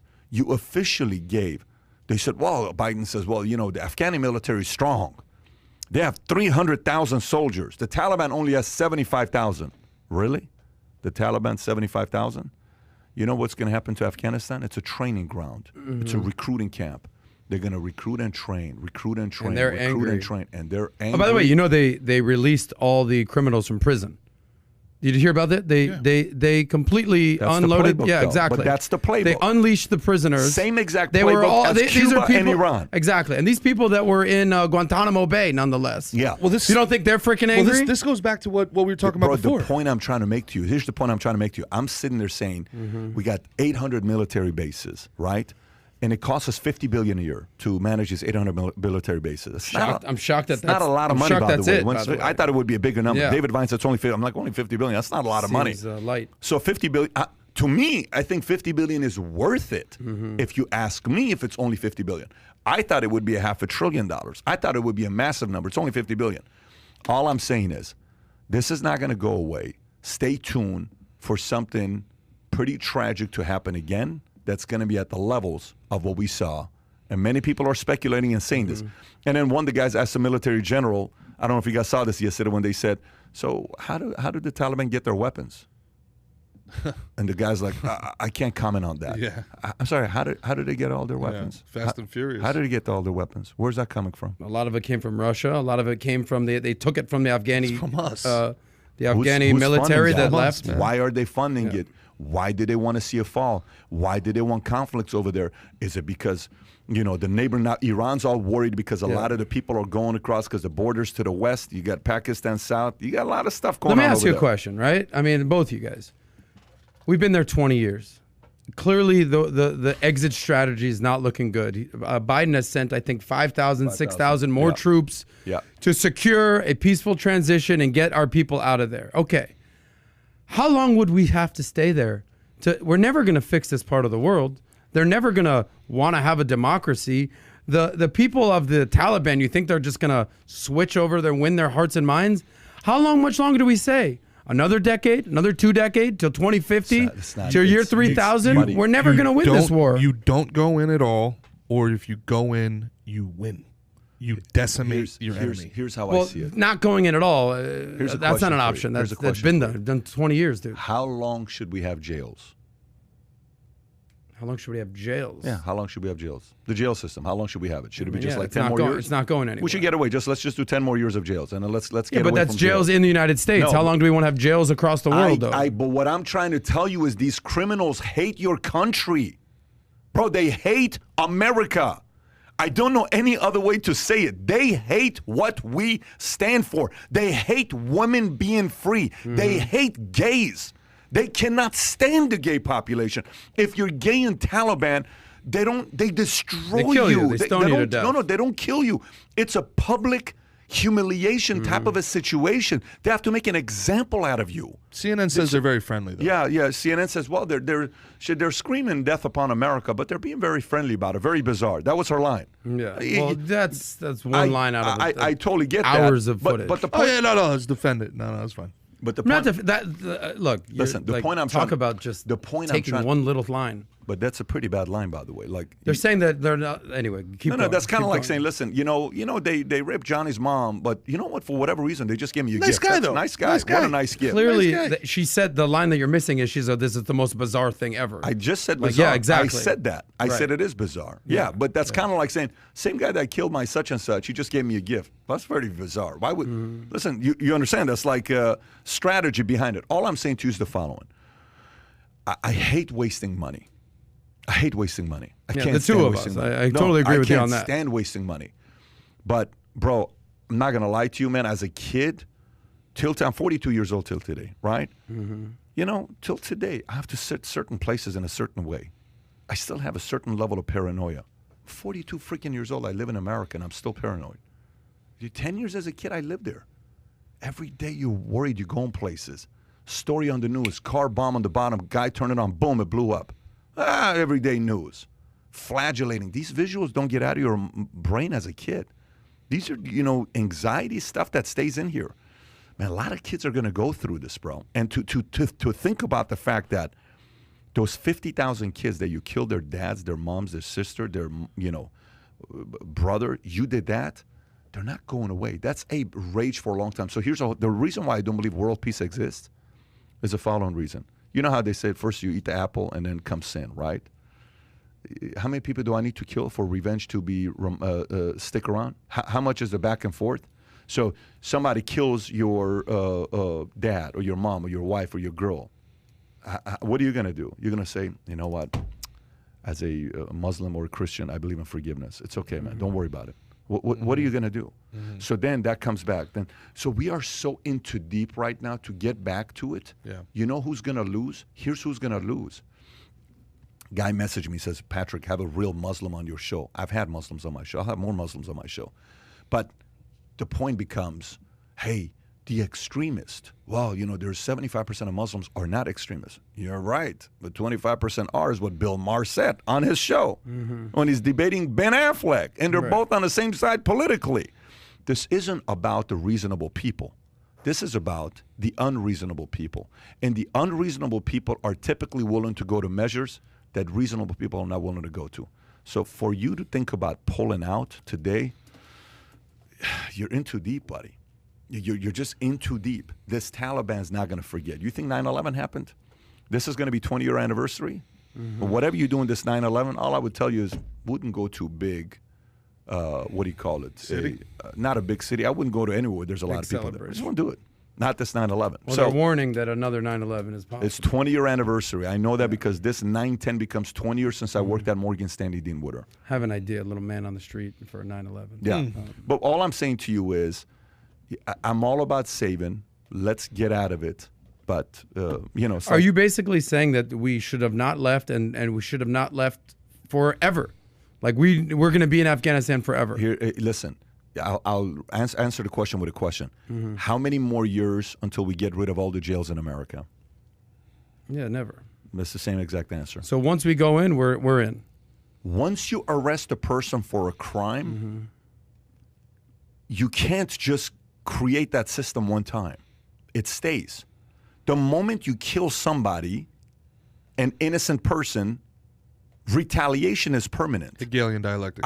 It's just not going to go away, bro. It's not. And unfortunately, whether you like it or not, America's been involved in a lot of different things. We're in too deep to want to say, and by the way, okay, let's just say let's pull out. Let's play the game. Let's play the game. Good, bad, ugly. Let's just say we pull out. Okay? Who kind of wants to rule the world? China. What do they want to do? Do they want to rule the world because they want everybody to become a capitalist? No. They want to rule the world because they want everybody to think like who? Themselves. Like the China, right? Okay. So Specifically the Chinese Communist Party. So let me ask you a question here. Here's a question for you. Maybe China's sitting there waiting for us to leave for them to come in. And if they come in, who becomes the hero? China. Yeah, they've already offered to help. Good luck. Did you see the article Good in, I think, luck. Wall Street Journal? By the way, we can come in and help you guys. if we Peaceful leave, transition. If we leave, U.S. leaves, and China comes in, takes 100 of those places. They're not going to go to all the 800, but let's just say they come and take 100 of those places. That city, that country, the Afghani civilians are going to hate America for leaving, and they're going to say China's here to save us. And what would China be doing while they're there? China's Just helping build infrastructure? Provide protection. Provide protection. To who? The Taliban? No. To the Afghan government? Yes. So then they're going to go to war with the Taliban? You think the Taliban wants China there? If China, yeah, but you think you're dealing with a small regime? Let me ask you a question. If China right now wanted to destroy Taliban, you think they could do it? Yeah, I don't think to your point, I don't think the Taliban fears America because they just have to wait 4 years. I think that they know that we got to deal with Xi Jinping. He's going to be here forever. Do you think if China really we've had 4 presidents that have been you're right. Between Bush, Obama, Trump, and now Biden. So it's not like the regime has changed. The media has been after them. By the way, people say get out of Afghanistan. That's not happening in China. This is not a topic that I'm saying is Republican or Democrat, by the way. I agree. This is not a. This is an American issue. No. This is an American issue. But for me, if you leave, the alternative, it's going to be very ugly.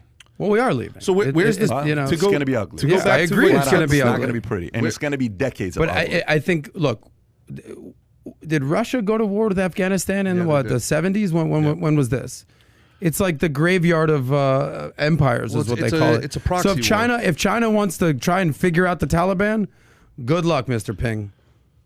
Going back to what you said before, Pat, where's the synergist in this situation? And how can you be a synergist? Again, going back, like with people that are being either willingly naive, listening to stuff that they know is not real, or you have people that are outright lying because all they want is to get their way. They don't care if the world burns as long as their side rules the ashes. How do you create that synergy? What matters most in your country, by the way? What matters most in your life? In me right now? Your life. My family. Okay, so number 1, you be a synergist for your family. Mm-hmm. Okay? You got to bring your family together. What's number 2 after family? Right now, in this environment, freedom. Country. Okay. So then you got to be a synergist to your country. What's third? So family, country. What's third? Everything else is a pretty far. My friends. Okay, friends is third. So you got to be a uniter of your buddies, like real good buddies that you guys are friends. Couple of them are having beef against each other. You got to try to what? Bring them together, right? Unify. Mm-hmm. What's next? Diffuse, unify, glue. No, what I'm saying to you is, he's asking me a question. Mm-hmm. He's asking a question about being a synergist in an environment like that. Like that? No, what I'm trying to tell you is you can't. Yeah. You can't. In a you ever had a relative that's not willing to negotiate with another relative? You ever had somebody? Yes. Okay, what can you do in a situation like that? There's not a lot you could do. It's nothing. You can't do nothing about it. You can't do nothing about it. I got a couple guys in the company. No matter what I do, nothing's going to happen. Nothing's going to happen. They're dividers. I can't do nothing about them. Well, that's the whole thing with the Taliban and the perversion of Islam. They have their thoughts and they have their mentality. You're not changing What that. I'm saying to you is we, as a unit, has to be united. We are not. We have to be united. We're not united. We're not united. So for us, where we are as a nation, we are not united. On this issue, you're saying? No, we're just... on any issue. Not on this issue, bro. We're not united. America does... There are American politicians that don't think America's a great country. That's a scary thought. Mm-hmm. That's like working for Google and hating Google. How the hell do you hire somebody to work for Google who hates Google, thinks Facebook's better than Google? Rule number 1, get the hell out of Google. Well, that's. I think that's a problem on the left and the right. On the left, you have socialists that hate the idea of America, and on the right, ironically, you have anti-government, small government lovers in government running a big government. Yeah, the government's not America. We need to be very clear. Yeah, and that's not what I'm talking about, though, bro. Small government people in our government because they're going to stop the socialists from adding government. So I think that's a mischaracterization. Look, all I'm saying to you is if we go at this pace. And we think, let's just pull out of everywhere and everyone's going to be civil. It ain't going to be the case. This thing's going to get ugly. And somebody behind closed doors right now, you know what's happening behind closed doors? Mm-hmm. Okay, would you say the Taliban are aspirational people? Yeah. You think they're ambitious? Yeah. You think, if for us, if our heroes, name your heroes, whoever your heroes are. We talked about it the other time. Arnold Schwarzenegger. Let's just say Arnold's a hero for some people that are coming up. Maybe not comments he made this week. But let's just say Arnold's a hero to some people. Say Michael's a hero to some people. Say Reagan's hero. Say John F. Kennedy's a hero. These are some heroes to people, right? Okay. Who is, out of those 75,000 Taliban, take the top 1% most ambitious people. Who's that 1%'s hero? They all love Osama bin Laden. Bingo. There it is. Bingo. When I grow up. But that's not changing, whether we're there or not there. It's not about, it's not. Really? Really? I disagree. Let me ask you. Here's a question for you. Let me ask you. Trump gets on the radio with Rush Limbaugh and says, if Iranian does anything and F's with us, do you remember that? Yeah. What he said? What did Iran do? When Trump killed Qasem Soleimani, what did Iran do? They bombed. They pretended outside. to bomb a base. Shit. Yeah. They didn't do shit. Nothing. Go ahead, do something. Yeah, there is something to be said. I'm sorry. Yeah. No, people feared your leader.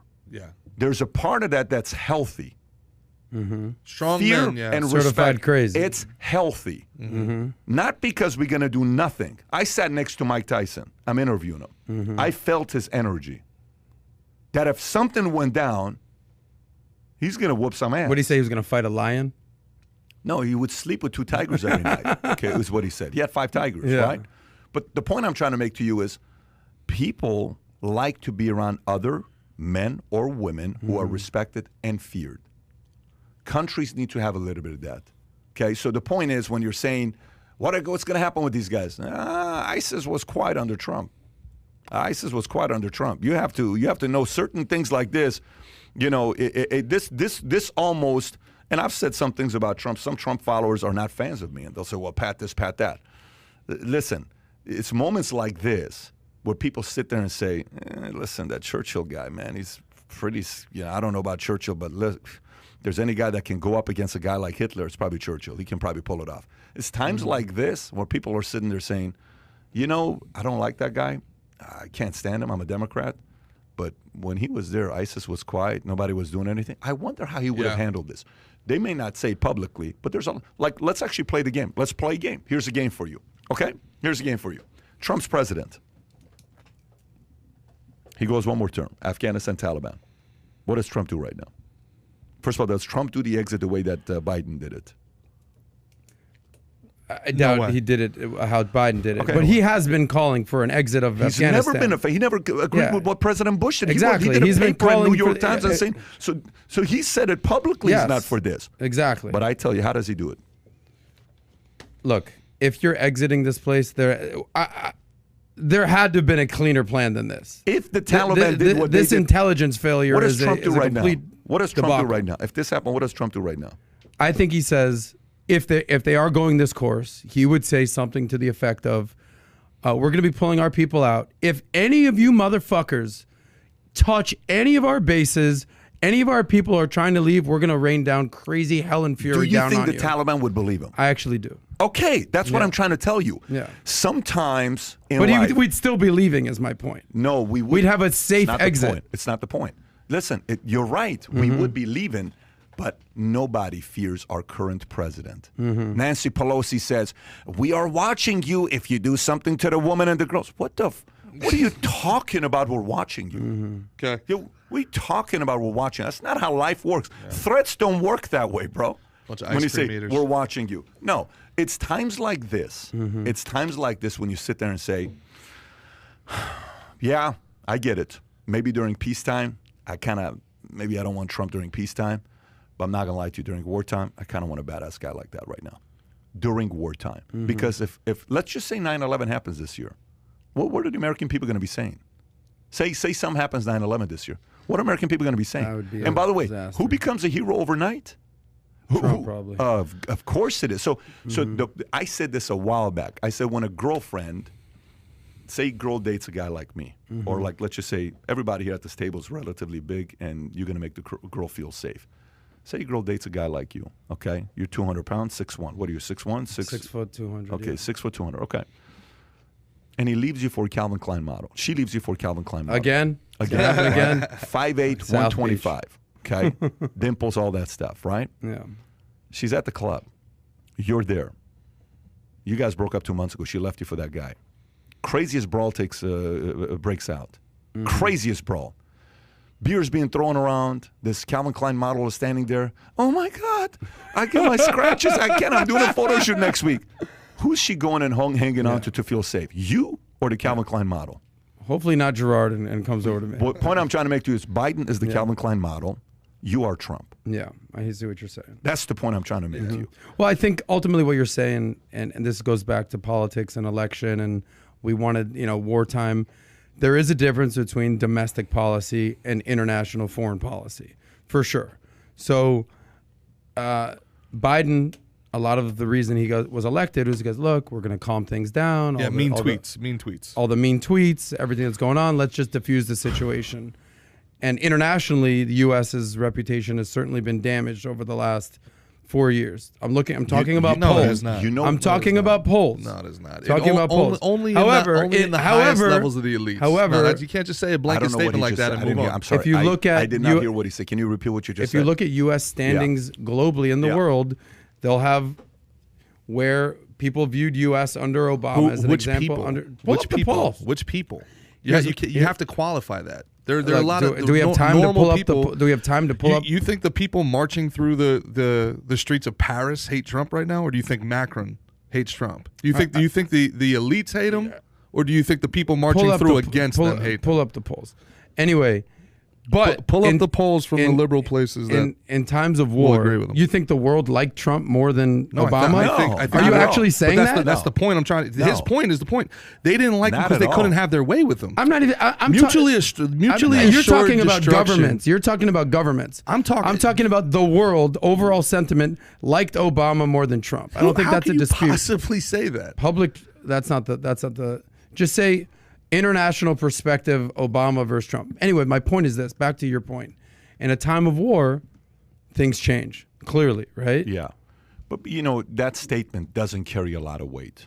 Pull up the poll. This is not my opinion. What time of war? We literally talked about early in the show there was only 11 years without war. First of all, let me look, I run into a guy, okay, who's from another insurance company. Mm-hmm. If I can get your attention, Kai, you do it without the screen, just kind of do it on your own, on your iPad, and if you find it, put the screen up. Run into a guy from a competitor. And he comes and starts talking to me. And we start talking. I don't know who he's with. And then all of a sudden he's like, pretty chill guy. I'm like, yeah, why? I said, well, let me tell you, man, where I'm at, you have no idea how much shit they talk about you. The stuff they say about you, I thought you were like freaking a monster. I said, dude, I watch your stuff. You're actually a pretty chill guy. I said, so why am I a monster? Well, let me tell you what they told. I said, what did they tell you about me? Boom, boom, boom, boom. I'm like, it's pretty interesting. That's like a freaking movie star. Like if I'm that scary, I'm impressed by my, by the characterization of some of my competitors. Fantastic, great. I'll take it. Yeah, it's a nice little story you got there. Media is why the world hates Trump or anybody. If anybody loves a president, it's because the media has convinced the world to love them or not to love them. That means nothing to me when somebody says something like that. When they say, hey, this person's loved or this person's not whatever. The part about Obama that I'll tell you is I've never watched an Obama interview, Leno, Letterman, any of these guys, where I walked away saying, I wouldn't mind having a beer with this guy. I think we'd actually have a pretty good conversation together. This guy seems like a chill guy. Has he ever been asked a hard question ever? No, it's not the hard question part. I first go to the individual. Now, Carter. Carter's a sweetheart of a man. Great man. Man, right? But a leader, president, maybe one of the worst presidents we've ever had, if you look at Carter. And that's kind of said on both sides. It's not me saying it or anybody else is saying it. But on paper, his campaign was the right campaign, human rights. Backfired. Kind of backfired in a major way. Wartime, you need a wartime leader. This is a pretty crazy time right now that we're facing. A wartime guy got a vaccine done in 9 months, not a peacetime president. The peacetime president that was campaigning said he would never take Trump's vaccine. That's Biden. And the vaccine that got done in 9 months, Biden's now going out there getting 165 million people to get the vaccine because a wartime leader put pressure behind people's backs saying, we got to get this thing done. Fauci said it'll take 18 months. Trump got it done in 9 months by working with these corporations. So people have to realize there's a big difference. Again, going back to the saying, there's 3 types of people in every company. There is the visionary, there's the barbarian, and there's the asshole or the son of a bitch. Unfortunately, in a situation like that, you kind of need a son of a bitch to be on your side. It's kind of what you need right now. Because this, officially, you gave him so much momentum in Afghanistan to the Taliban. So much. And they're not going to slow down. So anyways, we'll see what's going to happen. It's going to take us a few weeks to see what is going to be taking place. Kai, I'd like to do one more story before we wrap this podcast up in the next hour here. in the next 10 minutes talk here. about your boy Cuomo or what's happening in New York? Let's do New York since you got some thoughts on that, Gerard. I'm going to give that one to you. I'll tee it up to you. Page number 6 if you want to go to it. Keys to New York City. Indoor vaccine mandate begins Monday, ABC 7 New York. Entertainment venues, gyms, and indoor dining will soon be off limits for unvaccinated New Yorkers. New York City indoor vaccine mandates takes effect on Monday as part of Mayor de Blasio's Key to New York City plan. The citywide mandate will be the first in a nation vaccine requirement for employees and customers for indoor venues. The Hold Fast Kitchen and Spirits, they'll ask for proof of vaccination along with a photo ID to make sure you are who you say you are, but not everyone is thrilled about the new mandates. That's part of the reason protesters gathered outside of Gracie Mansion on Sunday afternoon. Amongst the people taking part of the protest was Republican mayoral candidate Curtis Sliwa and Andrew Giuliani, who is running for New York governor. Gerard, thoughts? That's Giuliani's kid? Yeah, Giuliani's kid, yeah. Well, this ties in nicely to what you're talking about strongmen before, and then this puts a bow on today's podcast, because I don't think Bill de Blasio is a Democrat. Bill de Blasio is a communist. Bill de Blasio is a straight-up authoritarian. He's a commie. He's was at one point a registered communist, him and his wife.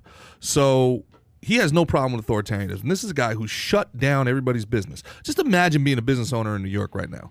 You have two different perspectives. First of all, Bill de Blasio says essentially white people are evil and we need to do everything that we possibly can for equity. His wife she loses $1 billion. This is true. She misappropriates $1 billion of public funds. It was for some mental health initiative. Completely went missing into the ether. And instead of there being an investigation, instead of there being a resignation, instead of there being an arrest, she got promoted. This is the mayor's wife who was elected to nothing. She got promoted. She's now the head of equity and inclusion. They took all of the COVID money and they decide who gets to disperse it so it's more racially equitable, okay? Basically, they have control over the purse strings of federal money. This is a woman who stole $1 billion of taxpayer money, now gets more. So they shut down the businesses. They put them at restrictions, closing them 5 hours earlier. They put them at restrictions where they can only be half capacity. This is still at $28 to $32 a square foot of real estate. They squeezed business completely out. Now people are coming back and they're saying if you can't prove vaccination, you can't eat, you can't have access to the subway, you can't have access to the bus. How are you supposed to get around? Basically what they're saying, they're exiling you from New York society.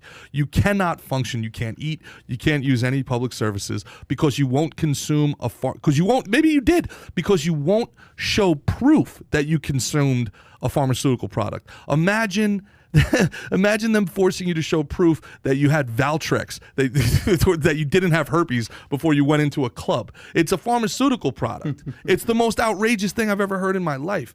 And like you said before, only 28% of African Americans, only 28% of black people are vaccinated. So you're telling me that 62%, 72% of all black people in New York are not going to be allowed to go into a bodega. They're not going to be allowed to buy a Gatorade. They're not going to be allowed to go into a bar. As racist, isn't it? Yeah, well, they're the new Jim Crow. How is this not? That would be a little bit racist, wouldn't it be? What I'm worried, man, is you talked about it before. Like authoritarians only understand authority. Strong men only understand strong men. Mutually assured destruction is the only way these people back off. You can't negotiate with these people. Yeah. You can't wait for them. Oh no, they'll get over this.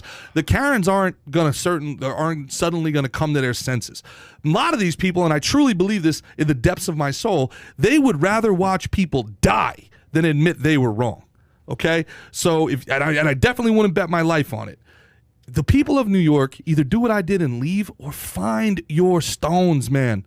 Find your stones and just say no. Rand Paul had a great video that if they try to arrest him at the Capitol, he's not gonna go quietly. If they try to shut him out and they ask his people to show papers, he's not gonna say yes. He's not gonna comply.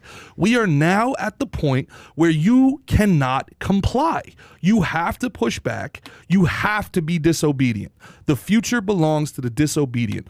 The more that they push and push and push, and we don't push back, the further it goes. The people of New York, the people of New Jersey, my friends, my family, if you are watching this, I am begging you, push back. I am begging you to make it awkward. I am begging you to dare that cop to arrest you.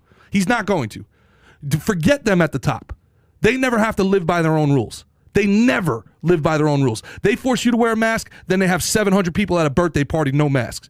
They force you to shut your business, then their people march 800,000 deep. They never play by their rules. Stop playing by their rules. Force their hand. Walk into that restaurant. Walk right past it. Grab the burger. They're not going to arrest you. And if they do arrest you in New York, there's no bail. There's no bail in New York anymore. It's catch and release. Nothing's going to happen to you. Nothing's going to happen to you. It's catch and release. Push back. Disobey. The police officers that are watching this, don't do your job. There's morally right, there's legal, and there's morality. I'm begging you. I'm literally looking into the camera begging you. There's a part of this that I get what you're saying. There's a part of this on what you're saying is to play their games against them. Slavery was legal, Pat. Doesn't mean you should enforce it. I totally get it. And I don't think you're saying to do anything, go out there, you're not saying for people to go do anything criminal. I don't think you're suggesting that. I don't think that's what you're suggesting, because if you suggest that, that's look, if they're making your ability to live your life and consume nutrients a crime, then I am saying that. Yeah, I wouldn't go that far. Here's what I will tell you. I wouldn't go that far. Here's what I will tell you. I trust in people, not all of them, but I trust in a good majority portion of people that have common sense. Give you an idea.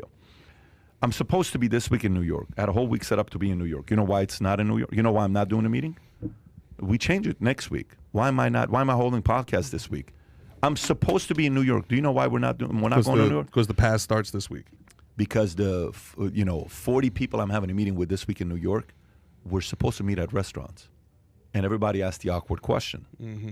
And they said, well, I kind of don't want to ask this question because it's none of my business, but I think it's fair to say out of all the 40 people that were meeting sit down together, not everyone's probably going to have the vaccine card. So can we just go across and change the plans? We have to change plans 1 week delay to go to Connecticut, because Connecticut doesn't go by the same rules as New York City does. We shifted just because of what de Blasio did. I'm supposed to How many thousands of dollars did that cost the business owners of New York? It's not thousands of dollars. It's a lot more than thousands of dollars. Hundreds of It's a lot of money. So the point is, we're going to Connecticut just because of a law. So I'm just one person. This is 40 of us. How many people just had the same kind of a conversation together? Because, and it's not even, by the way, these are not anti-vaxxers. 80% of the guys have taken a vaccine. 80% of the guys that were sitting down with, they're like, dude, people who took the vaccine, like, I just kind of don't want to say this because some of my peers that I do business with, they're not taking a vaccine, and they're in New York, and unfortunately, they're not going to be able to go into this restaurant. Good for those men. Yeah. Because it's not about the vaccine. It's about being asked to show your papers. But the direction I'm going to you is the following direction I'm taking. The angle I'm taking to you is, I trust you. You want to take that position? Because your position is the same as Arnold's position. Screw your freedom. It's not my style to do that. My position is, Arnold, you want to say that? No problem. Some people are leaving your camp. My position is, no problem, de Blasio. Guess what? Even more of a mass exodus. People are leaving your town. And by the way, somebody told me behind closed doors, very interesting messaging that came in, a guy that's involved with somewhat in politics, but not a big name. He says, one of the bigger reasons why there was such a big push for Cuomo to resign is because Cuomo wasn't for the mandatory vaccine card. De Blasio was. Oh, wow. Cuomo wasn't for it. The far left pushed Cuomo out. So the far left pushed Cuomo out because he didn't want to do the vaccine card. But Cuomo couldn't say that publicly because, then you're kind of playing the game even dirtier. Pat, as a business owner. Which is what I suggested he do, by the way. Don't business owners have a say in this matter? If they don't want to enforce this within their business, they don't have to. But if they want to enforce it, isn't it their right as a business owner? Yeah, but let me tell you what happens. Here's what happens. Say you do that. Let's just say you do that. Yeah. Okay. What percentage of the people that are your customers agree with your position of you don't have to wear a mask when you come in? Yeah, who knows? Give me a percentage. What percentage disagree with you? 90%. Okay, so what percentage of New York City, people in New York City? No. What percentage of your clients that come to you are going to be like, everybody should wear a mask? 10% is just really loud. Give me a percentage. 80%, 70%? People who would disagree? No, people who say, Adam, how come you're not making that customer wear a mask? And you say, Mary, I'm okay if he doesn't wear a mask. Didn't you hear what the mayor said? Which percentage of customers are going to be like the guy who just acted like? It's very small, I bet you. Just give me a number. Of the complainers, you're saying? Complainers. I don't know, probably 80-20 rule, right? 80% are going to complain? 20%. Are the complainers? Yeah. Let's just say 20%, 1 out of 5. How many do you need to send a note to the mayor talking about the fact that you're letting customers come in without a mask? All in one. So Now, Yeah, but you're talking about restaurant and bars. What the hell we talk? Like, how are you gonna wear a mask in a restaurant? What are you talking about, bro? What are you talking about? The biggest charade out there is you don't wearing remember your all mask when you walk in the restaurant, but then taking it off as soon as you sit down. You don't remember all these guys that were coming in and shutting down gyms? You don't remember that gym owner that lost? He says, you know, guys come in. Yeah, of course. Yeah. What am I trying to? The point I'm trying to make to you is the fact that if they want to shut down your restaurant, Mayor de Blasio can, and he can send people to say, we're shutting down this restaurant. We're taking your permits away. Pat, can I ask you a question? The moment you lose permits. Yeah. Let me say one last thing. Yeah. I remember being 16 or 17, 18, and everyone was getting a fake ID. It was like college. Yeah. Arnold got a drink. Guys are How getting many arrested fake right now. vaccines? How No, many they fake didn't See the vaccines? story of the father-son getting arrested for fake vaccine How many card? fake vaccine cards are going to be out there? They're talking about chipping you now. They're talking about putting a tracker on your phone, dude. Anti-government mandate. Fake Anti-government. vaccine father-son. Pat, let me ask you a question, because I know we're running short on time. All right. What do we do in this moment?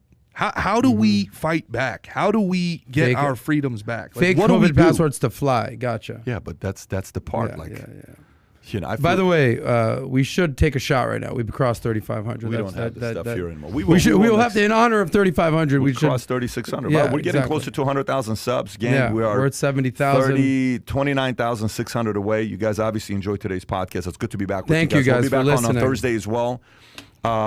Thursday, same time, we'll be off next week. Give us that thumbs up and subscribe to the channel as well. Having said that, have a great day, folks. Enjoy your Tuesday. We'll see you on Thursday. Take care, everybody. Bye-bye, bye-bye.